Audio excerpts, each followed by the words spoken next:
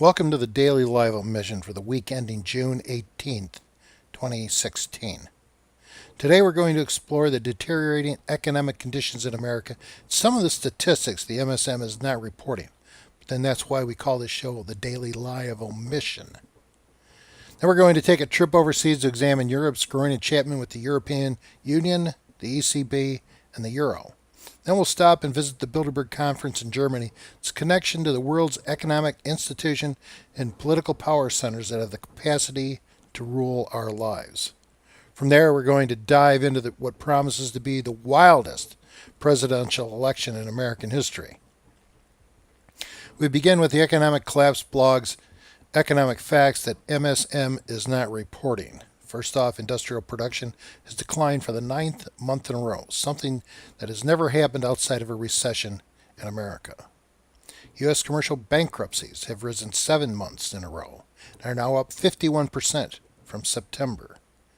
Delinquency rates on commercial and industrial loans has been rising since January 2015. U.S. factory orders have been dropping for 18 consecutive months. The cash shipping index has fallen for 14 consecutive months. JP Morgan and Goldman Sachs internal U.S. economic trackers are at their lowest level since 2008. Federal and state tax receipts are falling, typical of the start of a recession. The Fed's labor market conditions index is down 5 months in a row, with employment numbers in April being the worst in 6 years. Layoff announcements at the major firms is running 24% higher than last year, with Bank of America leading the charge with 8,000 layoffs. Since February, online job postings at LinkedIn have been down after 73 weeks of growth. Temporary workers have peaked and is falling just as it did in both 2001 and 2008. Here's the kicker. Since 2014, total business sales are down 2.9%. That's $1.28 trillion. So I'm wondering, how is it the nation's GDP even has any growth? Well, we find out it hasn't. As this report from Daily Reckoning asserts that if America applied the same collection and analysis formulas in the estimation of the nation's GDP that the Reagan administration used, it would show that America has been in a depression for the last 15 years.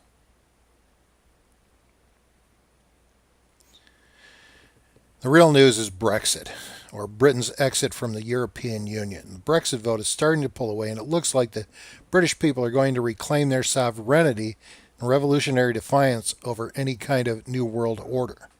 It is a revolution, but it is a revolution the ruling elite cannot afford. So I don't expect Brexit to pass, even if the majority of the Brits vote for it, because it's not so important on how the people vote, but who and how the votes are counted. And as the EU and its central bank have destroyed all of Europe, it's much bigger than just intertwining trillions of financial instruments. It's Brussels and with it NATO, especially as the West's neocon keeps pressing Europe up against Russia and continually poking the bear. President Obama didn't help when he passed through Heathrow and threatened England if it left. The Germans have a different tact, with the Deutsche Bank begging England to stay, while anti-movements are growing quite well, thank you, in Spain, Italy, Greece, Austria, Bulgaria, and even Germany, and especially France. The labor protests in Paris this week were right off the scale, not reported in America, probably because of Orlando, but because they don't want to report it. Historically, riots in Paris are to be respected, and there were 80,000 rioters in the streets. Can anyone in the U.S. conceive of the impact of 80,000 people coming to riot in a major American city? Orlando wouldn't be such a big story, and the price of gold would fly. I expect it to happen sometime soon, but it would also give the government a license to crack down and restore order. It's a problem when your view is always internal, because you never see the obvious rolling up behind you.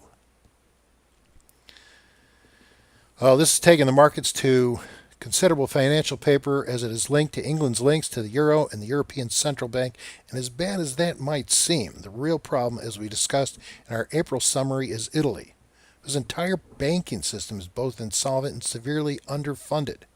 But Italy does have a lot of gold, but half of it is in the Fed's safe, 7 stories below the New York streets and next to J.P. Morgan's vaults.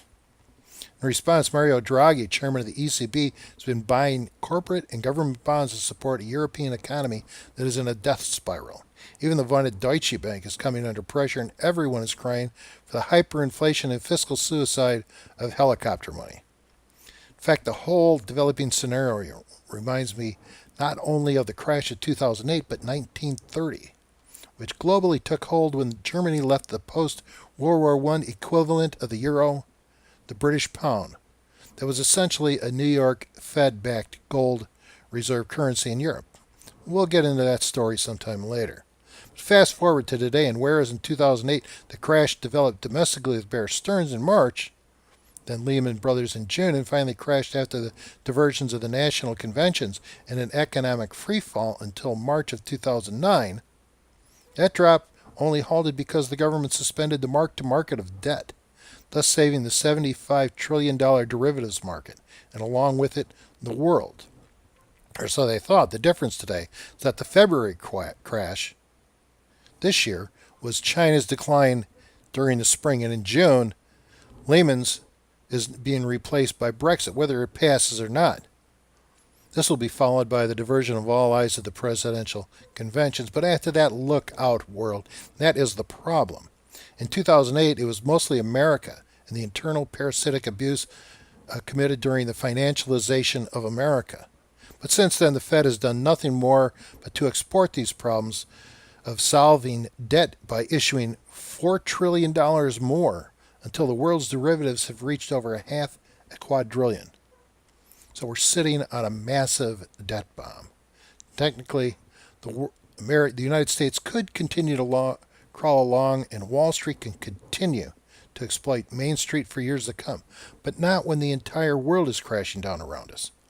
And this crash will be exponentially greater, and with it, the political upheaval that comes with a history's definition of a governmental bankruptcy of the people. A revolution. Because that's what we're talking about here. And if you need proof, look no further than the political phenomena of Donald Trump and Bernie Sanders. Vive la revolution! Where does one begin? The presidential campaign. On one hand, we have a neocon-driven psychopath that has left nothing but a trail of blood and failure behind her, creating fertile ground for growing Al-Qaeda and ISIS movements.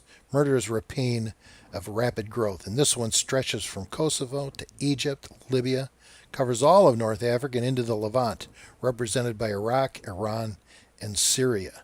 True, Hillary didn't start all these disasters, but she was there at the start of them all. And if she had hung around long enough, she would add Ukraine to that list of victims. As the involved wife of a U.S. president, then a U.S. senator from New York, then a Secretary of State, Mrs. Clinton has shown few instances where she has ever played the peacemaker. In fact, when she was asked what her accomplishments were as Secretary of State, Hillary launched into a disjointed speech reminiscent of Teddy Kennedy that confusingly said nothing because all she really had to show for her service was dead bodies and millions of dollars in donations to the Clinton Foundation Trust Fund. Or should we call it slush fund?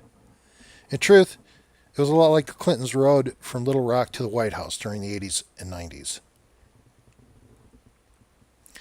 On the other hand, we have an autistically thin-skinned demagogue in the Donald. In this respect, he's kind of like Obama, only he has real-life experience. He's a lot more transparent, and he's not bought, and he's certainly far more capable magistrate. Also, Trump is a lot less likely to blow up the world, which I can guarantee you is something Hillary is committed to do. So voting for this demagogue is a lot safer. Yeah, I feel uncomfortable that Trump named a former Goldmanite Steve Mnuchin and lobbyist Paul Manafort to his campaign, but they're no worse than Clinton's. My priority as a voter is to a state of liberty, and there is no hope in Clinton. I think Trump's biggest problem is he hadn't put forth a solid foreign domestic policy. Without an offense, he has no choice but to play defense, condemned to react to stimuli designed to prod his ego, hearkening to the axiom, anytime you react, you are no longer in control. Not here at EANC TV, we suggest to Mr. Trump liberty legislation in the state of liberty. Because that's the only thing that's going to make America great again. Because that's what made America great in the first place. But he's not a politician. He's a manager of private equity, his own. Being an outsider from politics is a big part of Trump's appeal to voters. In this respect, he's one of them, and unlike most, he probably can't be bought. On the other hand, we have Hillary, who would not only sell her grandma to the Arabs, she'd sell her country too, and has. As we learned from Zero Hedge, 20% of HRC's campaign has been underwritten by the Saudis.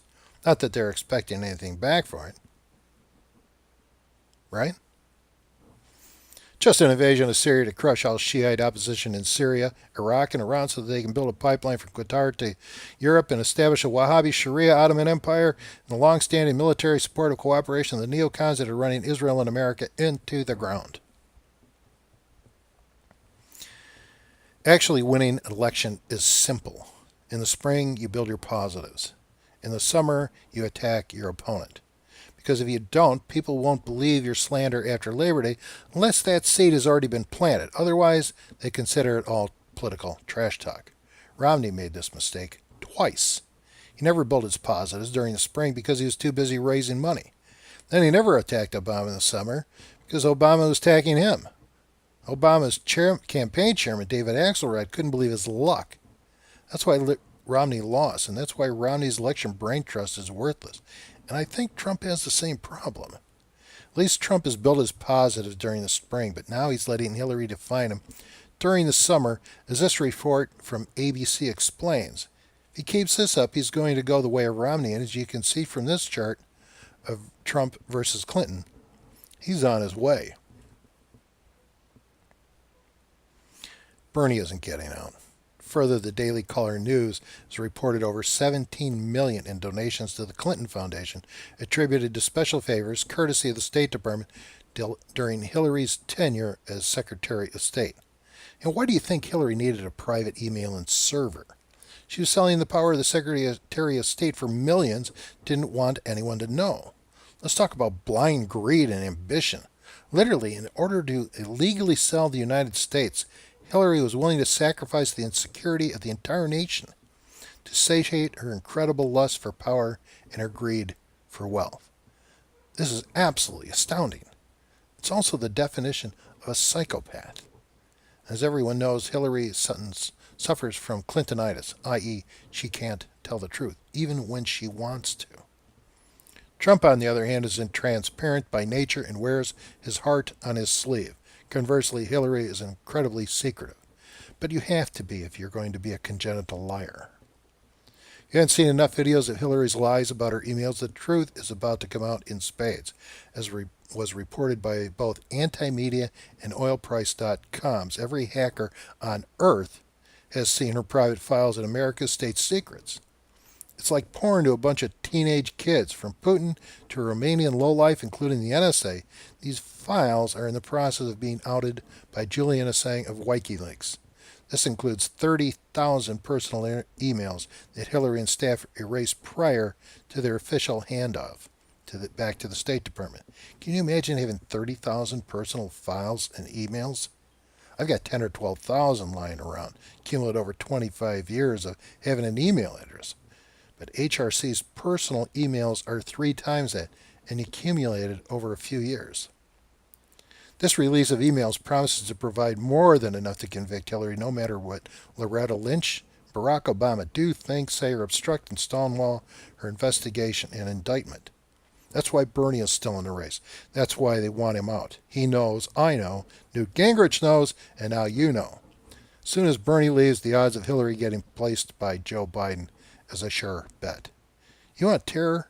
Hillary has morphed from being a blood and guts neocon with veins in her teeth into a softer, warmer female version of a cardboard cutout of a Bernie Sanders policy wonk.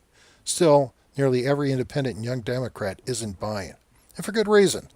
Those may be her policies today, but she has no intention of changing. But that's not my opinion, it's the president's. And this is what he had to say about Hillary in 2008. Hillary will say anything to get elected. It was Hillary who voted for George Bush's war in Iraq. Hillary Clinton, she'll say anything and change nothing. Well, they seem to be two peas in a pod, because now El Presidente Obama says, I want you to be the first to know. I'm with Hillary. And he's right about one thing. She'll never say anything and change nothing. That's just what he did. But that's what he was groomed to do. We all know politics isn't a level playing field. From Stalin down to Debbie Wasserman, Lindsey Graham, Bill Kristol, Charles Krauthammer, and Paul Ryan, it's not important how the people vote. It's who and how you count them. Reporters from The Observer are that the DNC, having helped HRC to lock up delegates at large before the campaign again, also conducted a proactive attack against Bernie through the MSM, further sidestepping the revolution. The fact that the MSM, that's mainstream media, followed the DNC, that's Democratic National Committee, is Bernie, is no surprise to find that the MSN is turning on Trump. And while he's fighting back, as a senator once told my uncle, then a junior senator in Illinois, the news service has more ink than you've got blood. And in the case of Hillary Rodham Clinton, she has a lot more than just ink.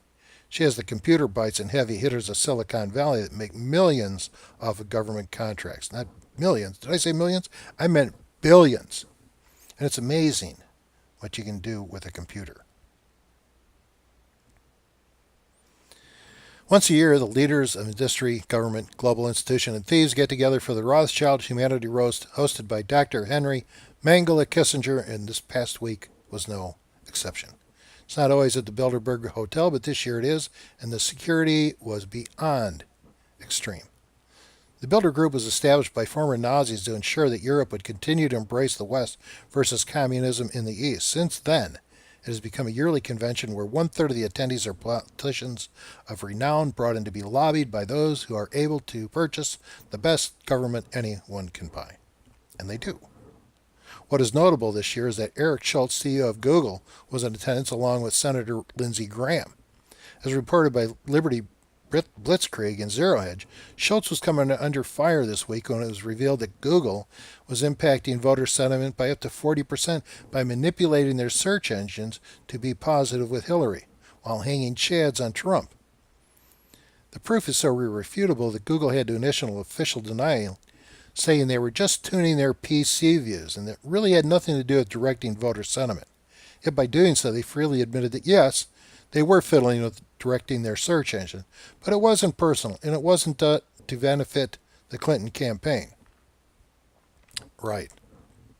The question as to why Lindsey Graham was there is as transparent as it gets, as he is one of the main driving forces of the Dump the Trump campaign. If you don't think that the Bilderberg can reach up your throat with a proctoscope to count your teeth, take a look at this chart as we scan its 360-degree reach around the world. You can see every Fortune 500 firm here, along with every worldwide nonprofit and political think tank, including the politicians they seek to influence. Their objective has always been to have two candidates, one on both sides of the ballot for president, so they are covered no matter who wins. That's why voting for president is no longer a choice but a pre-vetted selection. I mean, this is what both Bernie and Trump have been screaming about for the past year. It's true. Only this time, Trump has supplanted our ruling elite on the Republican side, and that has all of Washington and the too-big-to-fail banksters worried. Now you know why Obama and Lynch are doing everything they can to save Hillary, because if they lose her, they have to deal with Bernie. Can you imagine our governing elite left without a candidate on the ballot for president? Why, they'd have to squeeze in a bought and paid-for vice presidential candidate, then kill a sitting president. Not that they haven't done that before, but that can be messy and expensive. Still, the guy they really need to take out is Trump. Yahoo is out for blood. The Washington Post is out for blood. The neocon editor of the Weekly Substandard, Bill Kristol, of Project for a New American Century, and 9/11 are chumming the water with blood to stop Trump any way they can. Everyone is starting to jump on the bandwagon. PGA has pulled a major tournament from a Trump golf course, and Apple Computer has announced they aren't going to give up even a zinc-coated penny to the Republican convention because of Trump. Did I say anything about the long arm of the Bilderberg Group? I thought so. I don't know what you think of the deep state, but I think it's part allegiance to these people being a member of the club, and to a certain extent a sense of fear if one should defy Hillary, as espoused by Scott Adams, the creator of Dilbert. Whereas it's obvious he's a Trump supporter, he's declared for Hillary, tongue-in-cheek, because it's safe. understanding Trump doesn't have the reputation of going out and bludgeoning his enemies. But Hillary does. Essentially, I think it's Trump's greatest endorsement when every elite bankster, corporate crook, militarist neocon, every lying, crooked Republican and Democrat all want his head. The poster boy of all these neocon psychopaths has got to be Speaker Paul Ryan, accusing Trump of being a threat to the Bill of Rights and separation of powers and all that is holy.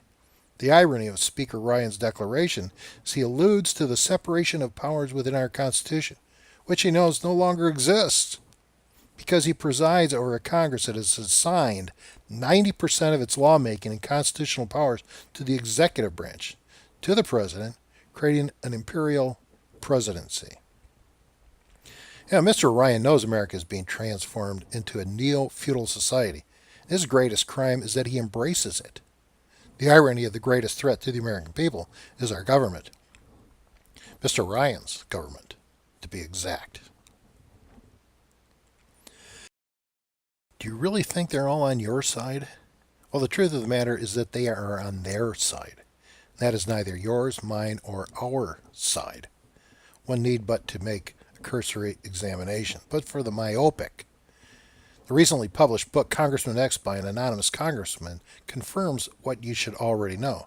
A congressperson's job today is to get reelected and to make sure that they need more money with which to take on all comers. The guy has to pay them or the lobbyists of the corporation for whom they turn their head and cough. On demand. You think Congress represents you? Yeah, sure, your taxes pay them. But the lobbyists, they pay more. A lot more.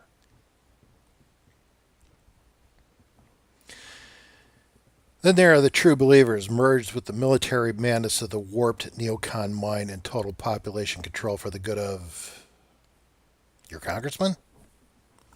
As reported in antimedia.org, one of America's true psychopaths representing the infamous state of Illinois has introduced a bill in Congress for creating a Ministry of Truth to join the Orwellian ranks of the Department of Homeland Security, the NSA, CIA, OIRA, FBI, and other federal agencies. It is called the Countering Foreign Propaganda and Disinformation Act of 2016. It marks not only a curtailment of the freedom of the press, but will also suppress all dissemination of the truth. Introduced by War Hawk Congressman Adam Kinzinger, Republican Illinois, and Ted Lieu, Democrat California, H.R. 51816 seeks a whole government approach without the bureaucratic restrictions, i.e., First Amendment freedom of speech, to counter foreign disinformation and manipulation which they believe threaten the world's security and stability. Not your world or everyone else's world, but their world. There's a difference. In other words, welcome to Cold War 2.0. All are encouraged to hail and embrace the world of brown shirts. Late breaking news, the Clinton-Bush love fest. This is scary. Confluence of Yahoo and the Big Six that filter 90% of what you see and hear, which determines what we think and say. And that's why EANC TV broadcasts the Daily Lie of Omission. All I can tell you is if you like W and Dr. Evil Dick Cheney, you're going to fall in love with Hillary. And she will not disappoint. She will lead America into World War III and the planet Earth straight into hell. And if we happen to come out of it alive, it won't be because we're the lucky ones. The problem is both strategic and technical. America is totally geared to fight the last war, and as bad as that is, pales in comparison to the far greater problem of the effect of Obama's purge on our officer corps at the start of his second term. Today, our officer corps and Pentagon are dominated by sociopaths. Sociopaths are neither leaders, innovators, nor fighters, and the greatest skill in war is the personal power to adapt. The next 4.5 months are going to be a long, long time because there's so much that's going to happen. I can't honestly tell you that the two main candidates are still going to be there by Labor Day. It could be Hillary, could be Bernie, or Joe Biden. Could be Donald Trump, but it could also be someone else. Who knows at this point? All I can tell you is that Bernie and Trump phenomena are the symptoms of the first stage of a revolution, as a social contract between the people and the government disintegrate. At the same time, the world is entering a recession in the midst of a long depression that has never been reported. Yet it still exists. That's why EANC TV, we are campaigning to elect a new Congress using liberty legislation as a litmus test for any politician that wants our vote. Our objective is to recover Congress back into the power of the people of the United States of America, and so restore a state of liberty to America. You can learn more about it by going back and reviewing our previous video, Volume 3 of the Daily Lie of Omission, and I encourage you to do so. You know, America has a lot of problems, and they are all the result of the systemic failure of our increasingly tyrannical government. It's the small things that you need to catch in order to understand what is happening in the world around you. And that's why the Daily Lie of Omission is working to broadcast with increasingly regularity. Some of the stories we will cover will entail a deeper look at the Orlando Massacre.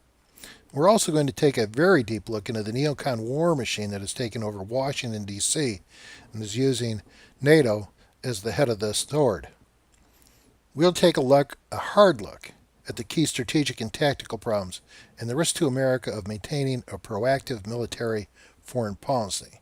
This will include a critical examination of the defense of America from attack, and if attacked, by what means and where. We'll also report on the failure of both the President and Congress to perform their first sworn duty of office, and that is to protect America.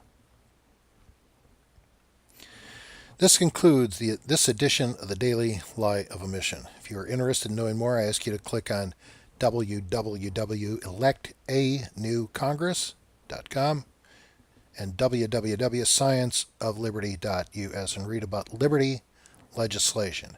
Here you can read for free the first 42 pages of the Science of Liberty, American Reformation, as well as examine its extensive table of contents.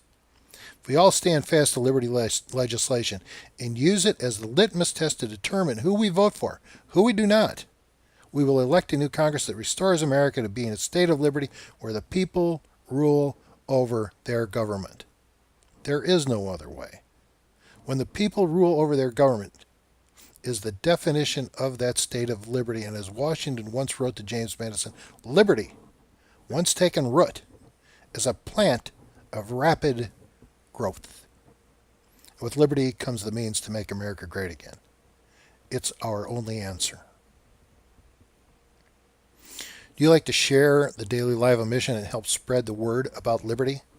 Everything runs on money, but I think you should get something for your hard-earned dollars when you donate.